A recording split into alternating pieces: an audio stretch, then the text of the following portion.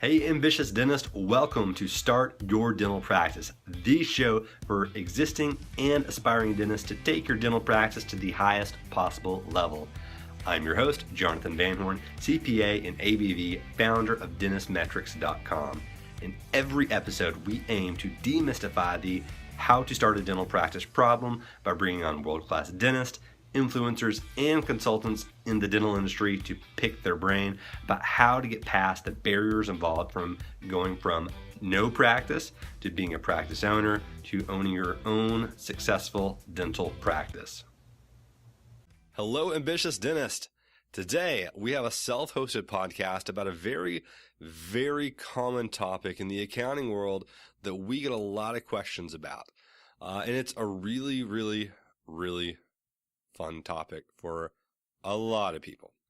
We're talking about budgeting today. I know that for some of you, you just said, oh, that is the most fun thing I can think about talking about or listening to for the next hour. I promise I'll try to keep it as relevant, as fun, as lighthearted as possible so that you can get some entertainment out of it as well, because we always want you guys to have a little smile on your face as you are listening to the podcast. So, again, this is a question we get a lot about budgeting. You know, when should I be budgeting? How should I be budgeting? I don't know anything about accounting, so how can I budget? I get a lot of these questions pretty often, so I'm going to try and talk a little bit about just what budgeting is, what it isn't, some of the positives about budgeting, and I'm also going to talk about some of the negatives. I could probably talk about budgeting for a really long time, but really the most interesting thing to me is the misconceptions around budgeting and how the value found from going through that exercise. So, what is budgeting? Budgeting is simply a way to plan out limits on what you are going to spend your money on, effectively. There's a lot of limitations to effective budgeting, and again, we'll get into those, but budgeting in itself, that's kind of the gist of it. However, budgeting really, at its core, is a strategic management tool to allow you to better recognize the ebbs and flows in your practice. It is a way to create conversations about different things that are occurring in your practice. And it's a way to really involve yourself a little bit more in what's going on in your practice. Now, there's a lot of pitfalls. Again, everyone's had a budget before that has just been blown out of the water by a single expense. Happens all the time. So, why should you be budgeting? Why should you care about budgeting? The pros are that it does make you sit down and look at things. It does create a way for you to be able to sit down and actually think about some of the things you're spending money on, which that obviously has a lot of value. However, it's time for me to be a little bit honest. We do not do a whole lot of budgeting with our clients, with our accounting firm, DentistMetrics. And the reason being is that the approach of budgeting in and of itself is fairly flawed. You're looking at, okay, how do I limit how much I'm going to spend on something whenever in reality in a dental practice in a service-based environment, you typically really shouldn't be spending money without the promise of revenue coming in. And in dental practices, typically whatever you're offering as a service is so profitable that you would be happy to spend the amount of money that it takes to create whatever service it is you are going to fulfill. And so budgeting in itself when it comes to dental practices is a little bit difficult. It's a little bit confusing, and it can be kind of overwhelming, and people can spend a lot of time just running around in circles chasing their tails if they're doing budgeting wrong in a dental practice. So what I'm going to do today, I'm going to, describe my approach, my thoughts, my processes around budgeting and practices, because we have, 100% help people do this. We don't do it as much as we used to, just because of the conclusions that I'm going to share with you guys today. But I'll definitely, walk you through it as much as I can with the hand holding. And I'm also going to even share with you some budgeting resources, spreadsheets, that's actually got some things filled into it already that you guys can just download and, go to town on. Just enjoy and try and implement this in your practice if you decide that's what you want to do. I personally believe that budgeting in a traditional sense may not be the best use of time in a practice, just because I know that most dentists don't have the want or the accounting acumen to go in and be very disciplined about using budgeting in the way that if you're going to do it, you kind of need to invest the time in. But I'll provide those resources for you guys as the bonus today. So let's talk a little bit about budgeting again. Most times, and it's kind of hard for me to think about where to start on this because it's kind of a wide topic. So what I'll do is I'll actually pull up the questions that I've gotten about budgeting, and I'll just answer those directly. And hopefully that will lead us down to me just describing to you the best way to go about it in your dental practice.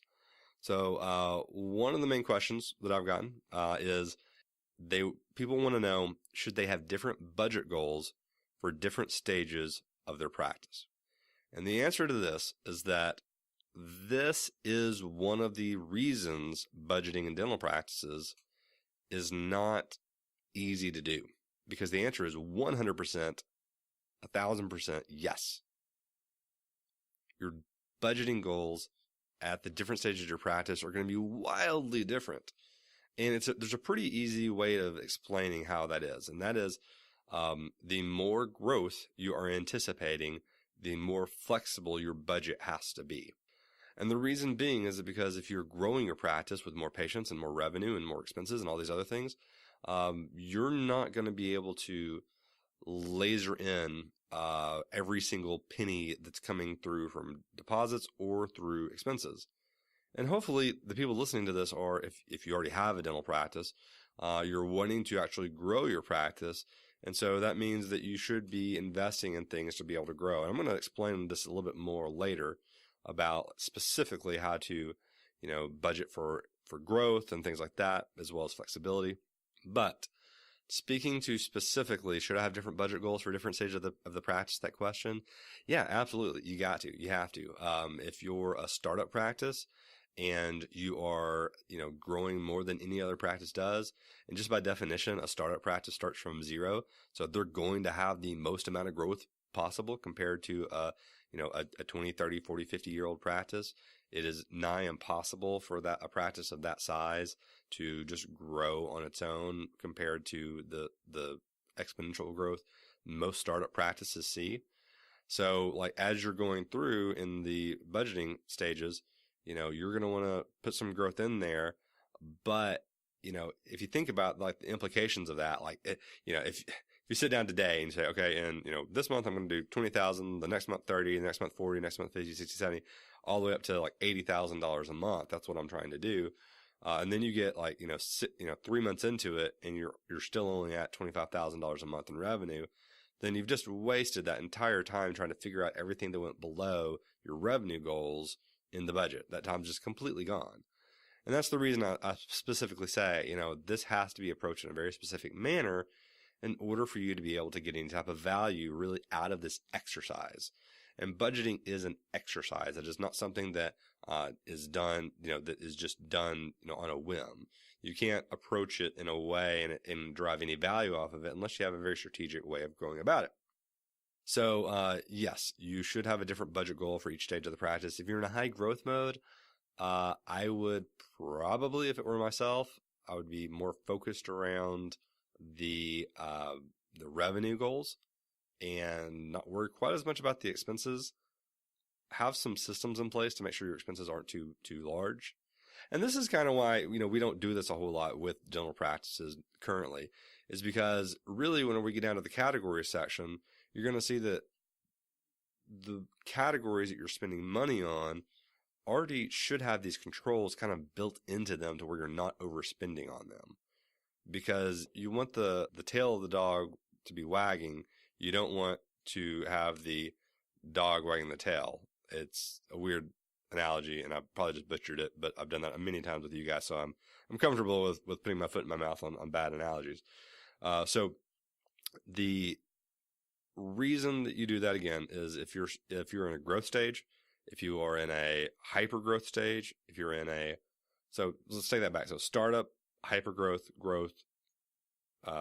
slow growth, stagnation, decline practices, all those different types should have a different type of budget based off of where you are. And it's impossible for me to, in 1 hour podcast, to describe how to do that. However, what I will describe is the approach. The approach should be that you do typically try and map out a year's worth of a budget. And, if I was in one of the growth stage ones, I would set a goal for your revenue for the year. And then I would divide that by 12 to have I would then take your expense ratios underneath that for the categories we'll talk about later. And then I would, apply that in a 12-month window and kind of map out your revenue based off of what your anticipated growth may be. So for example, if you said I'm going to do $480,000 this year, you might want that last month of the year to be $70,000. And then for the first 11 months, you've got to get $350,000 in there. So in the 11th month, you'd have $50,000 in revenue, or say $60,000 in revenue. And so then you'd be at 350 minus 6 is 290,000 for the first 10 months. And then the first 10 months, for all we know, could be $29,000 a month. But you guys can fill that in however you would need to. That's how I would do it if I was doing it for one of the more growth-related ones. And then for the ones that are more closer to being kind of a stagnant line, which stagnation is basically just the, no real solid growth at all, maybe even a little bit of a decline.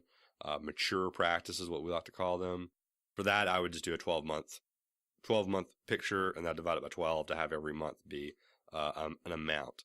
I would then compare that to prior years on a monthly basis of revenue, because most practices follow monthly trends. So like January of this year should probably look a little bit like January of last year, with obviously some ebbs and flows based off of big cases. But that's really how I'd approach it. And then what I would do as far as frequency of visiting that budget is I would look at that every quarter. I would divide those 12 months into quarters, and I would just look at the quarters. And the reason is because, Jonathan, you just talked about months. Why are you talking about quarters? The reason is because typically a month is not a very good sample size. It's not very easy to touch that, because of what I said, because of the fact that big cases in one year over the other could really influence the collections. Whereas a quarter will typically look a lot more like the previous quarter compared to, just that 1 month. January over January, may look really different just because of the timing of deposits or whatever. But Q1 versus Q1 typically has a little bit more of a mirrored thing. And in growth practices, you've got to look at that in a little bit different light.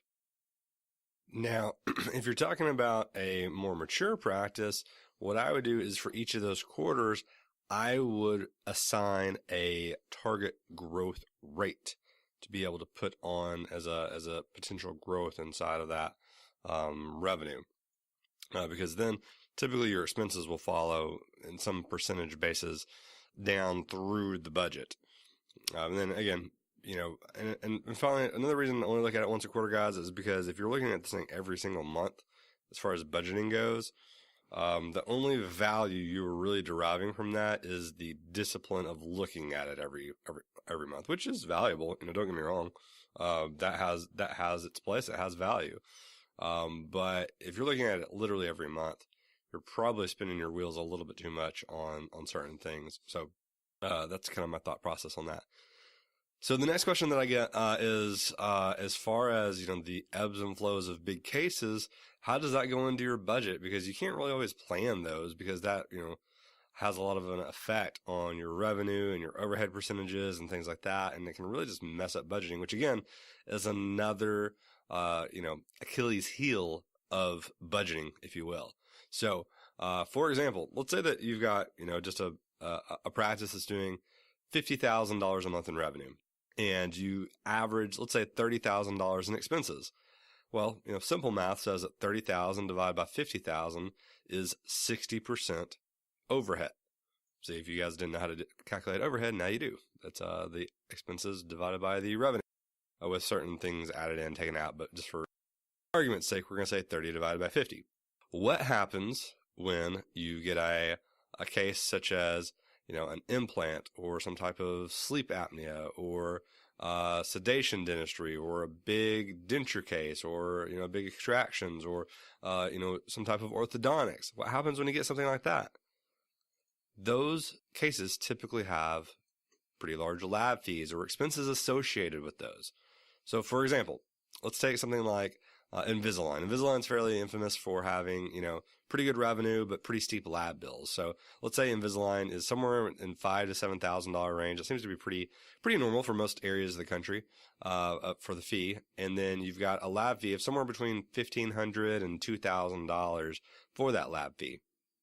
So just for argument's sake, let's say it's $5,000 for the revenue and $2,000 for the lab fee for that Invisalign case. What happens whenever you have a $50,000 practice with $30,000 in expenses and you add one Invisalign case more than you expected? Well, your revenue goes from $50,000 to $55,000 and your expenses go from $30,000 to $32,000, which is great because what happens then is that if you take 32 divided by 55, that's actually like 58 and some percent overhead. And you've got lower overhead compared to the 60% when it was 30 divided by 50. So you lowered your overhead. The problem with budgeting is guess what happens to your lab expenses? Let's say, so for an average practice that's doing, $50,000 a month in revenue, their lab fees are going to be around $3,500. That's 7%. But if you add, so that's the first example without using the Invisalign. If you add that one Invisalign case in, it goes from $3,500 up to $5,500. And so that $3,500 divided by 30,000 or 50,000 was 7%. And now 5,500 divided by 55,000 is now 10%. So your lab expenses have gone from 3,500 from 7% all the way up to 10%. So if you're using a percentage-based approach, which is what most people do when they're budgeting, is they use some type of a percentage as a ceiling on how much they want to spend in that category. That just highlights the case of like, you don't want to not spend money to make money. Like, no one's going to have an Invisalign case walk in the door and be like, if I accept this month, my lab fees are going to be too big, so I'm not going to do it this month.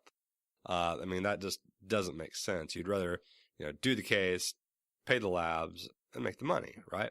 So what I say for any type of specialty is if you are going to do a budget, that you budget those items separately, completely 100% separately. And then you do not include those, that revenue or those expenses inside of your overall budget. And that, to be completely blunt, is not easy to do. It's not easy to have things be taken care of. It's not easy to be able to keep up with that internally, because that means you have to keep up with your expenses on a line item basis whenever you're ordering supplies or you're ordering the labs, or you've got to know whenever that deposit for that procedure hit the bank account. So again, it's not easy. And that just, again, I'm not sold, as a person who has seen budgeting implemented in many practices, that is an effective use of time. But if that was me and I was going to do it, if someone said, hey, how would you do it if you owned a dental practice? That is how I would do it in order to make sure it made sense. Because if best case scenario, which best case scenario means you make the most amount of money, if the best case scenario is that you blow your line item budgets, then why are you doing a line item budget? So anyway, that's precisely what I would do. So another question, should I have a very different budget because of those more specialized procedures?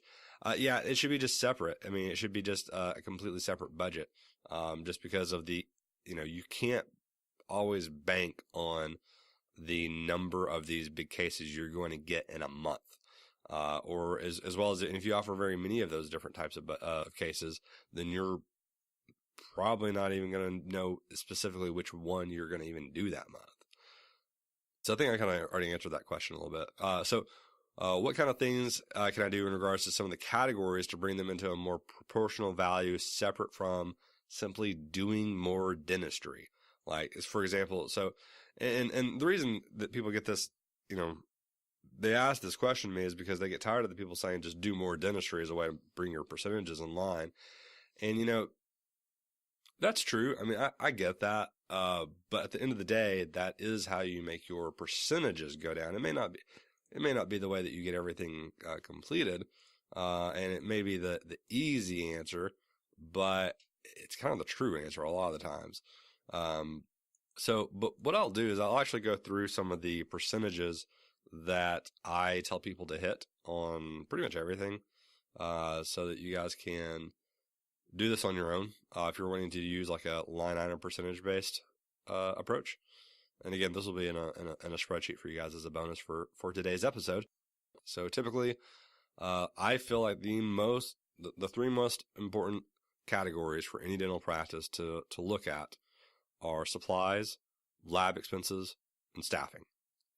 You add those three categories together, and you're typically at 40 to 50% of all revenue is being associated with those three categories. So that's literally the lion's share of all expenses. If you're looking at a practice that has, for example, let's say 60% overhead, and they've got 40% going to those three categories, it means 2/3 of all expenses are going to those three categories. So those are the ones that you really need to be focusing on because they have the most effect. What I say with non-specialty dental supplies, I'll start there. Number one, I say that you should be shooting for around 7%. Why do I say 7%? I say 7% because that is what I see as being obtainable by a majority of our clients.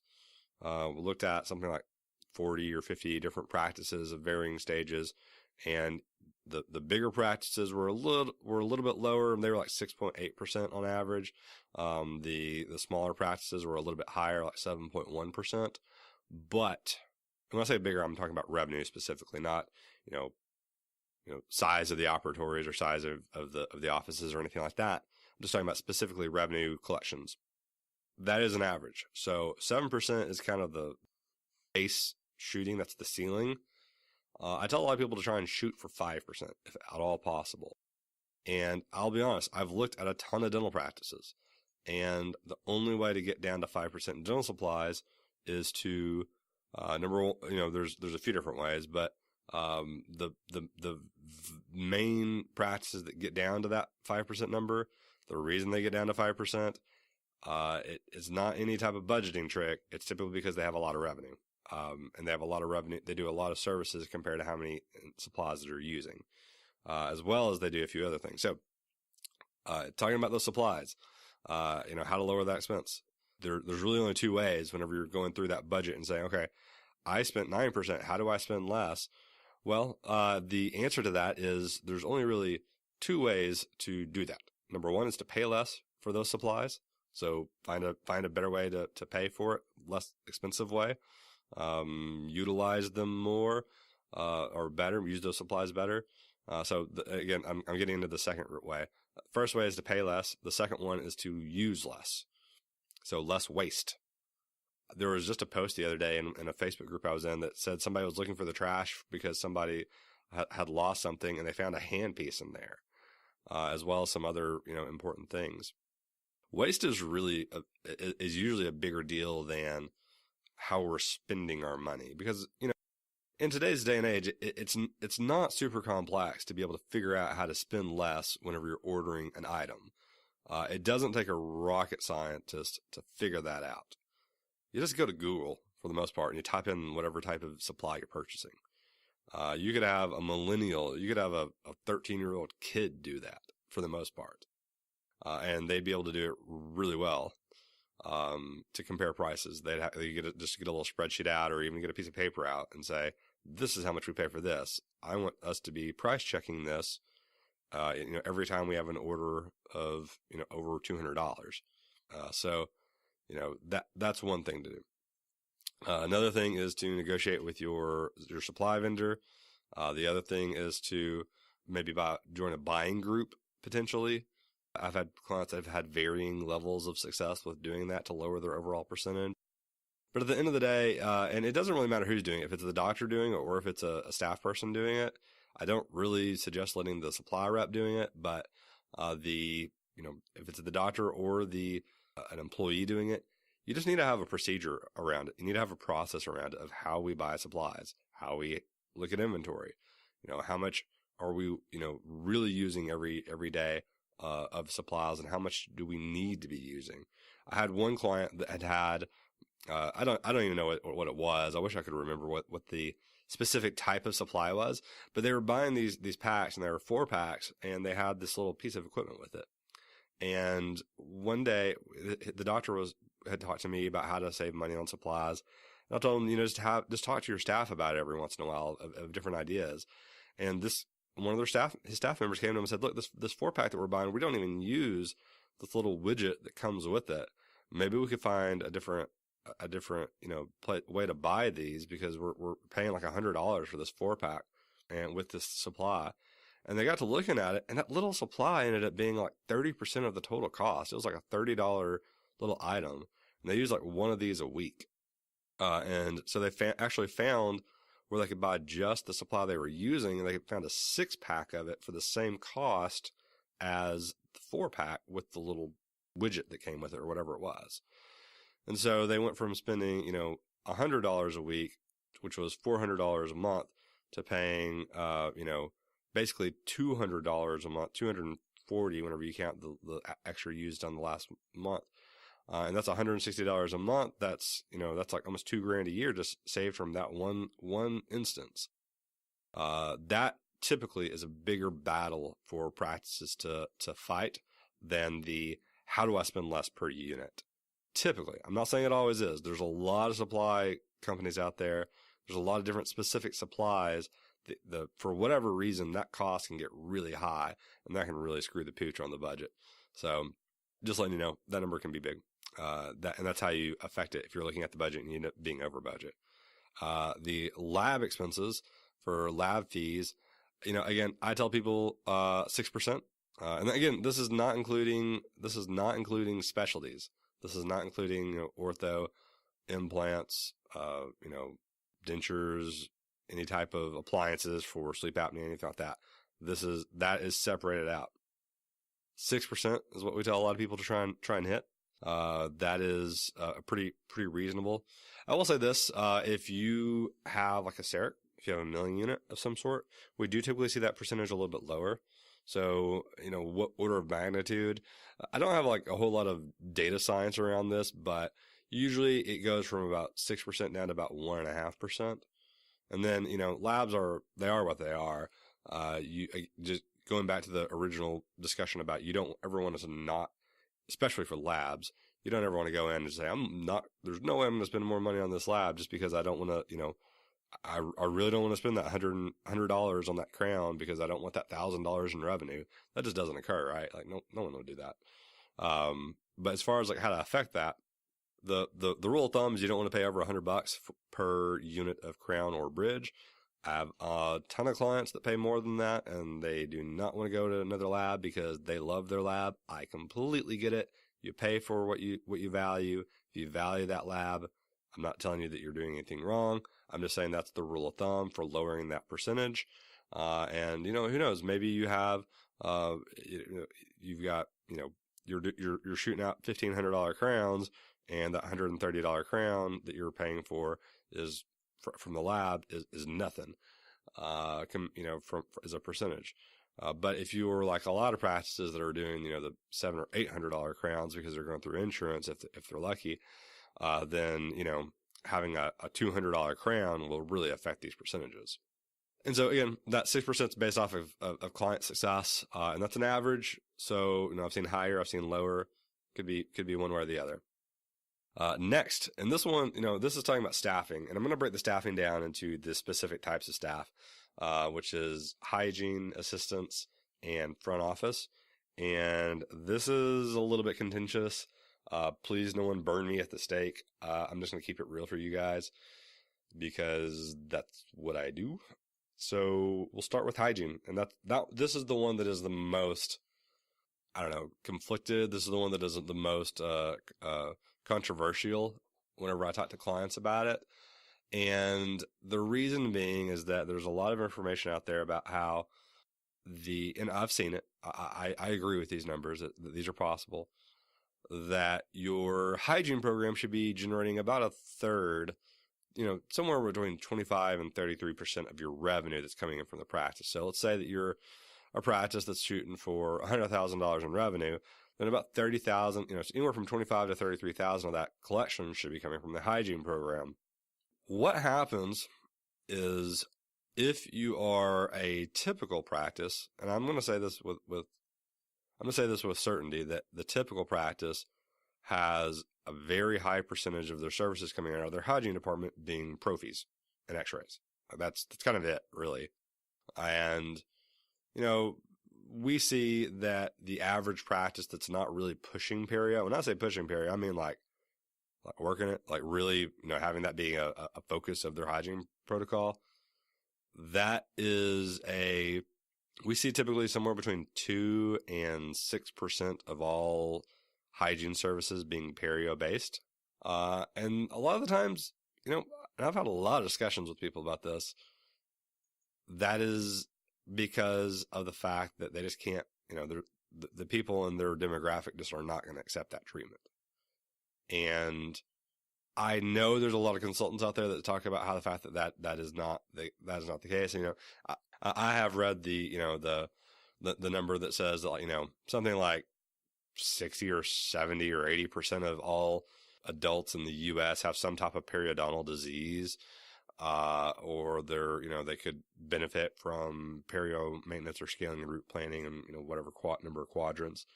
It's just that for whatever reason, in a lot of practices, that doesn't get accepted very often. And, if you're in, I'm in Little Rock, Arkansas. So we have a lot of clients here in Arkansas. In addition, we've got clients in about 20 different states, but we've got a lot in Arkansas. And for example, if you're in a town that has, say, 4,000 people, which is, a fairly normal sized town here in Arkansas. Now everybody's like, what, 4,000 people? But that's not too unheard of a size of a town in this state. And I'm using this just as purely on the one end of the spectrum versus another end of the spectrum.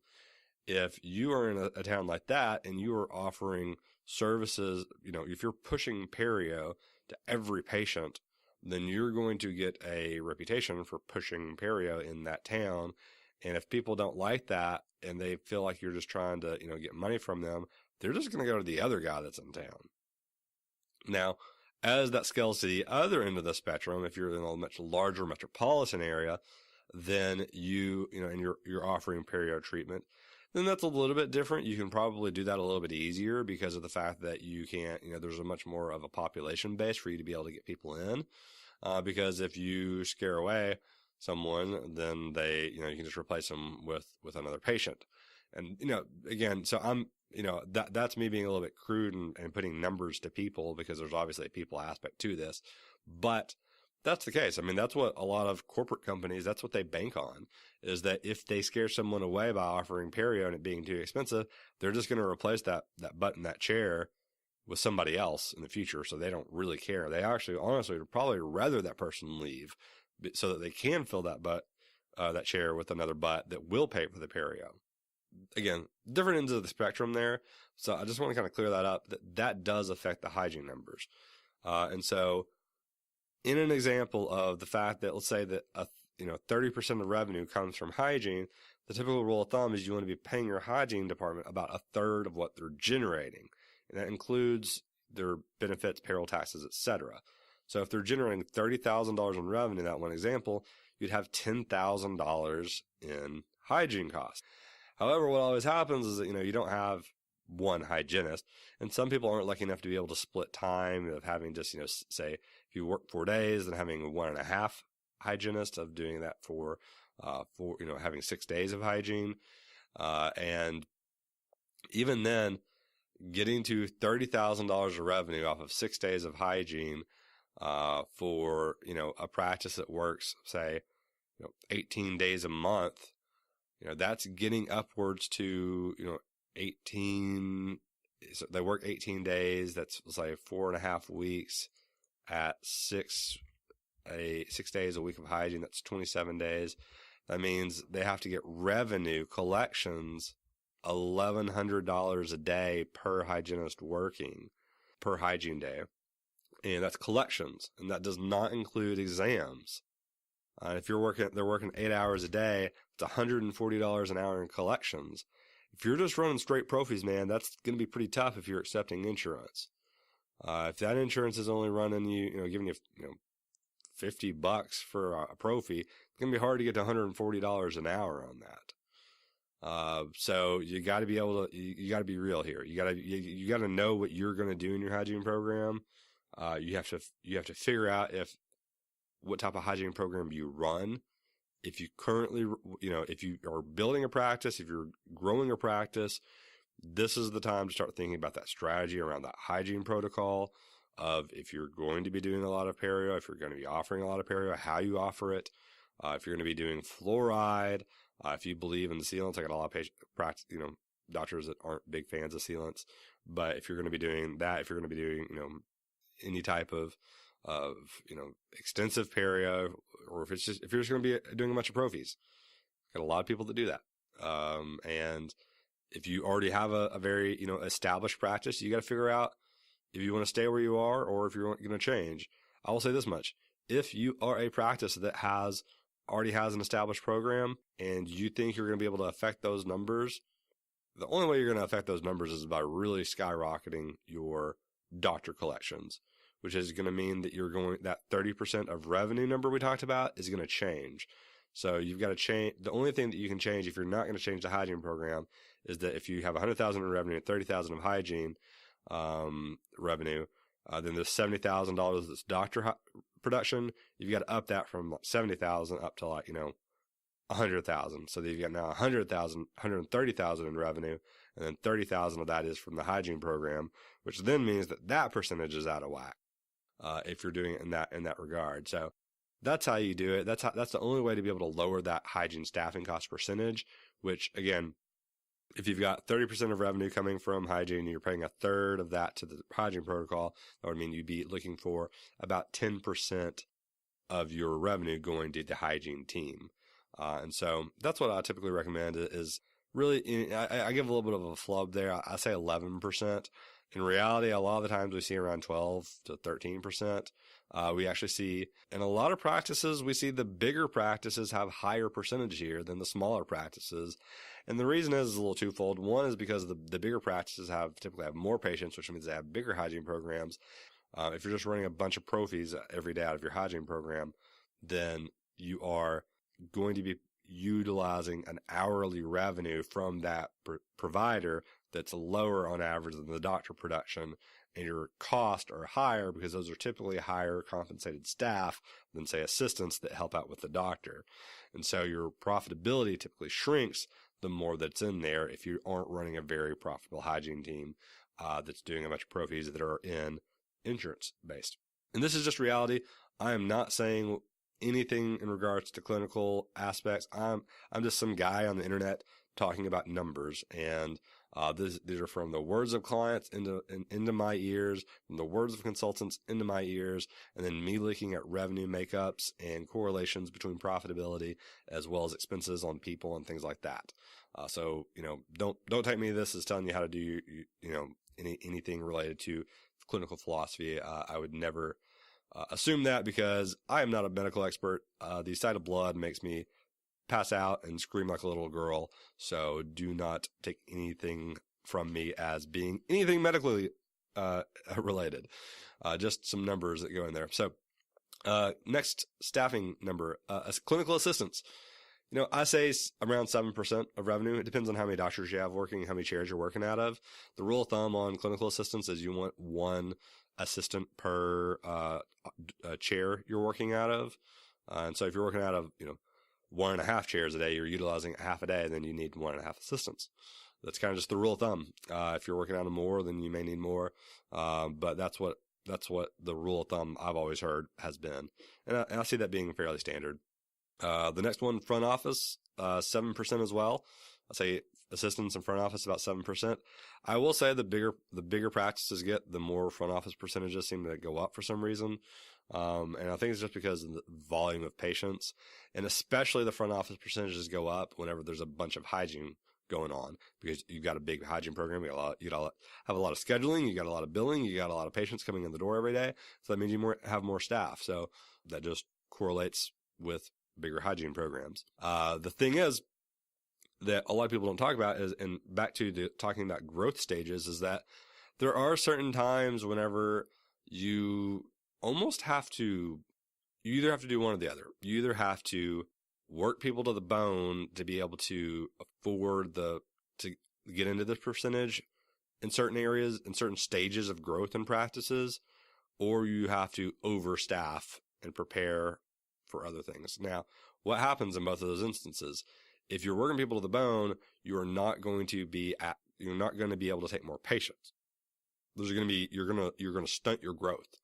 So if you do overcapacity too early, then you are going to suck up your cash flow. So there's no perfect, just moment in time that this occurs.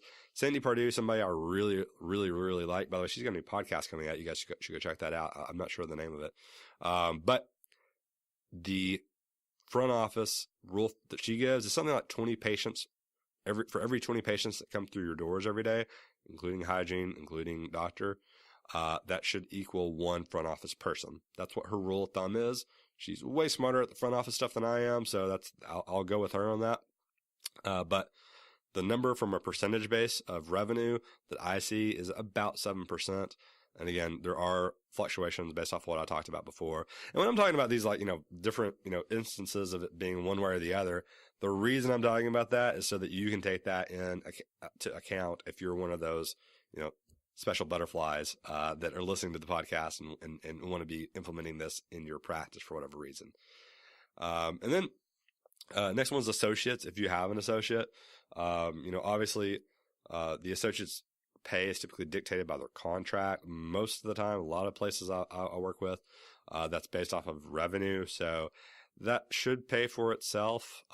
So you should have an idea of how to figure that out in your head.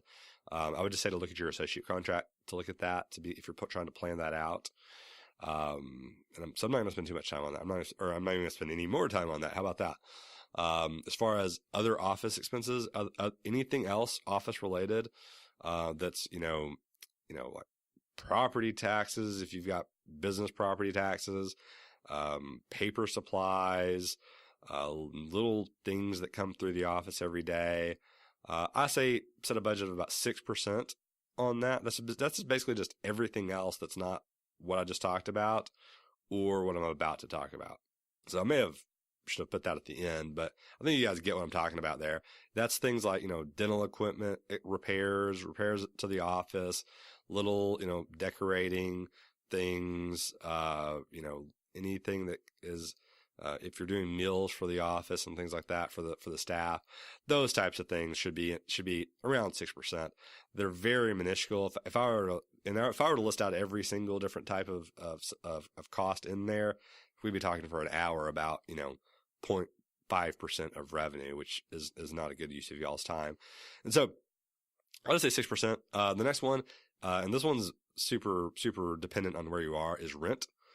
So rent, I say 4% it should be going towards rent. However, your rent is what it is. Like if you're a startup practice, you're never going to be in 4% just right off the bat.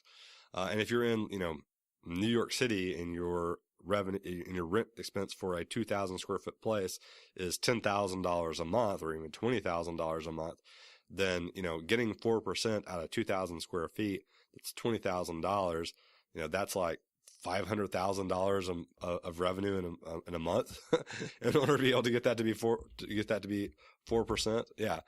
So that's pretty hard to do. $500,000 a month in revenue off of 2,000 square feet in order for that to fall into that line. So I put 4% on there, but it is what it is. That's pretty easy to budget because it shouldn't change very much. Now, if you have like common area maintenance in certain areas of the country, then that might affect it, but not too worried about it. The next one, if you have a loan for any reason, if you have any type of loan, whether it be a loan for the purchase of the practice or if you're considering adding equipment, that loan cash outlay should be pretty set. So that should just be pretty easy for you to be able to put in. Technically you don't get to deduct or anything like that, the actual loan payment. However, that is an outlay. That is a cash outlay. So it is when you're talking about budget, you're not typically talking about just internal revenue code expenses. You're just talking about cash outlay versus cash intake, which is what the purpose of this is. So go ahead and just put the loan in there. If you're considering buying something this year, then try and figure out what that loan expense might be, and you can add that in for whatever month you're planning on purchasing that. And that one's pretty easy to do. Next is a different category of expenses, and these are pretty much the everything else.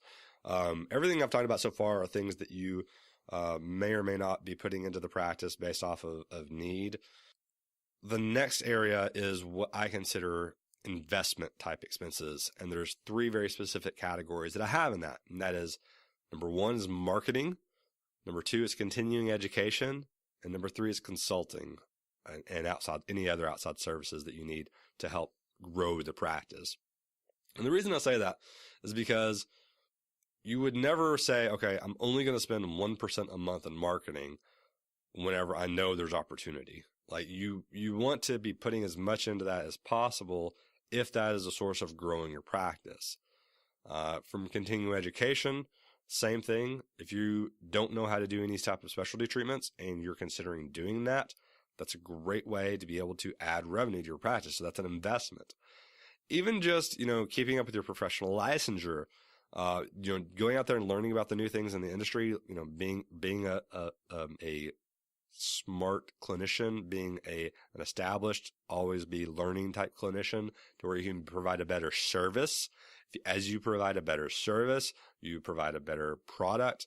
And by providing a better product, that helps you deliver better value, which means that you're going to have a better company.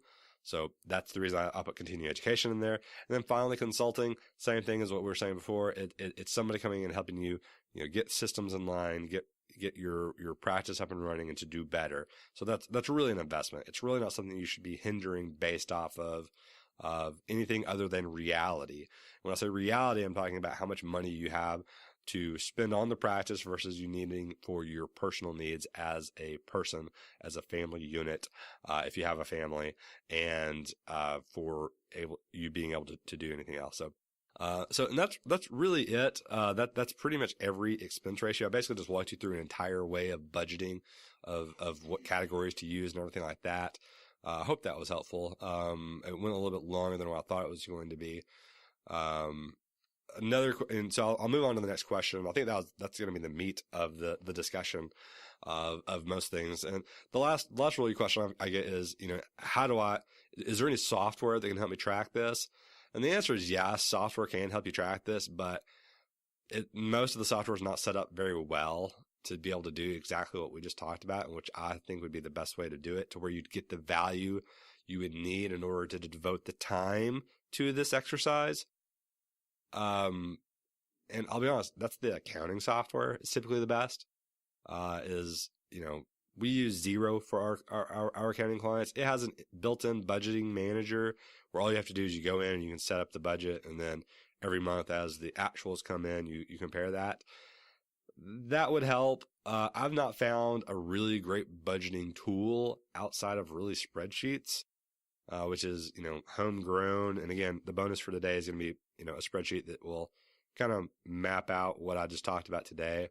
But really, at the end of the day, you're trying to track money in versus money out so that you can plan your money coming to you as a person to be able to support whatever lifestyle you have and obligations you have as expenses from dollars going out. So I hope this has been interesting. I hope that this has been interesting from a case of, how to approach this, the reason you would approach this, as well as, frequency, as well as different numbers to look at in these things. Let me know what you think. I'm really interested in hearing from you guys. And it's been nice to be able to look at it from mapping this process out in my mind and just giving it to you guys from a conversations aspect. I hope I've not been too negative on this exercise. I think it's important. I think there is value to be derived from this. And that value is when you go and look at this after the first quarter, is that it makes you think about these things, and it creates kind of like a conversation in your head about these things. And by creating that conversation in your head about these things, that leads to you searching for answers, which leads to solutions, which can lead to optimization and creating a process inside of things. So if you are going to do a budget, use it in that regard. Use it as a strategic management tool, like I said at the beginning, as a management tool to make you think about these things. Don't think about it as in a case of, I didn't do what I thought I was going to do, so I have failed. And that's how a lot of people take this process is, man, I screwed up. I didn't do this right.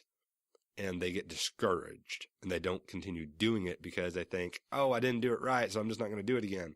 Don't get discouraged by that. Take this type of information and use it as a learning tool. Don't think of it as I'm going to make more money because I'm budgeting or I'm going to be doing a better job of it. Think of it as I'm going to set some goals and I'm going to track those goals. And if I don't reach those goals, I'm going to think about it. However, what I will tell you guys to do, however much time you spend thinking about the expenses around this, spend at least twice as much time thinking about the revenue. And I know that sounds like the do more dentistry thing. It's not. I'm not saying about doing the more dentistry. I'm talking about think about the do more dentistry. Think about the strategy about doing the more dentistry side of things. Because if you can do that, and once I do more dentistry, that also could mean do more hygiene per hour. But I will challenge you guys. If you're going to think about the expense side of things, think about setting up a process around those expenses that run themselves so that you don't have to think about it too much. And if you're going to you can do it once a quarter when you're getting started off doing this. I would try and phase that out maybe after a year to doing it once every 6 months. Then after a year of that, do it maybe once a year, just to make sure those processes are running well. Just because those expenses are important, but as the owner of your business, you've got to think about what's most important. And typically in dental practices and service-based businesses, most important thing you can do is think about optimizing revenue rather than optimizing expenses, which is typically what budgeting is what most people focus on budgeting for. And that's a fallacy. That is incorrect. Don't think about that as far as what the budgeting tool is for or the exercise is for. Think about it more from how do I do things better? How do I optimize revenue to make these numbers fall in line rather than how can I save $1 on my lab so it falls into some percentage that I heard from some monotone guy from Arkansas sitting on a microphone talking to me through my headphones or in the car through a podcast. So guys, if you've enjoyed this episode, you can download the budget example that I've set up for you guys in Google Drive. If you want a copy of that, just text the word practice to 33444. Again, that's practice to 33444. I hope you've gotten a lot of value out of this thing today. If you're outside of the US, you can also go to startyourdentalpractice.com/bonus to be able to download this. And it is a spreadsheet. So if you don't know how to use spreadsheets, it may be a little bit difficult to figure out, but I've tried to set it up in a way where it kind of follows the podcast episode. So they actually follow it. If you could like listen to the podcast and pull this up on your own and kind of follow through with what's going on there. I've also got an example set up in there for the first quarter. And so I really hope you enjoy it. And hope to hear from you soon. Again, to get today's bonus, text the word practice to 33444. Have a great day.